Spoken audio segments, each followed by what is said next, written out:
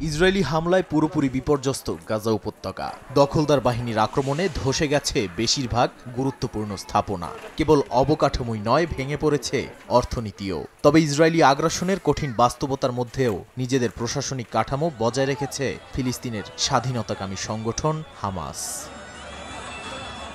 আন্তর্জাতিক বিভিন্ন গণমাধ্যমের খবর, গোপন নেটওয়ার্কের মাধ্যমে হামাস হাজার হাজার সরকারি কর্মচারী ও সংগঠনের বেসামরিক সদস্যদের হাতে বেতন পৌঁছে দিচ্ছে। ব্যাংকিং ব্যবস্থা সম্পূর্ণ অচল হয়ে পড়লেও সংগঠনটি প্রতি 10 সপ্তাহ পরপর অন্তত $70 লাখ অর্থ বিতরণ করছে 30,000 সদস্যের কাছে। পুলিশের সদস্য কর্মকর্তা থেকে শুরু করে শিক্ষক সহ এই কাঠামোর আওতায় রয়েছেন অনেকে। যুদ্ধপূর্ব বেতনের 20% পেলেও নিয়মিত এই অর্থ প্রদান একটি গুরুত্বপূর্ণ প্রাতিষ্ঠানিক ধারাবাহিকতা রক্ষা করছে।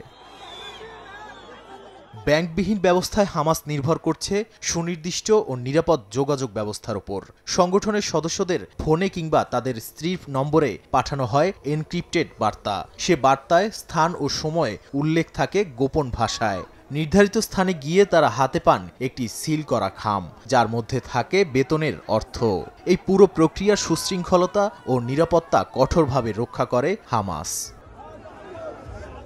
এই প্রক্রিয়ার পেছনে রয়েছে শক্তিশালী একটি রিজার্ভ কাঠামো। বিভিন্ন সূত্রের বরাতে গণমাধ্যমগুলো জানায় 2023 সালের 7 অক্টোবরের আগেই হামাস প্রায় $700 মিলিয়ন এবং বিপুল পরিমাণ স্থানীয় মুদ্রা মজুত করে রেখেছিল গোপন টানেল নেটওয়ার্কে। হামাস নেতা ইয়াহিয়া সিনওয়ার ও তার ভাই মোহাম্মদ এই সম্পদ ব্যবস্থাপনার দায়িত্বে ছিলেন।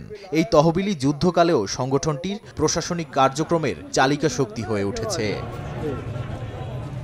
কেবল নগদ অর্থই নয়, সংগঠনের সদস্যদের জন্য হামাস চালু রেখেছে জরুরি খাদ্য সামগ্রী বিতরণের কর্মসূচিও। স্থানীয়ভাবে গোপন কর ব্যবস্থাও চালু রেখেছে তারা। তেল, গ্যাস, খাদ্য, এমনকি সীমিত পরিসরে ওষুধ সরবরাহ, সব ক্ষেত্রেই হামাস একটি বিকল্প সরবরাহ চেইন গড়ে তুলেছে। নাদিম মারজান, সময় সংবাদ।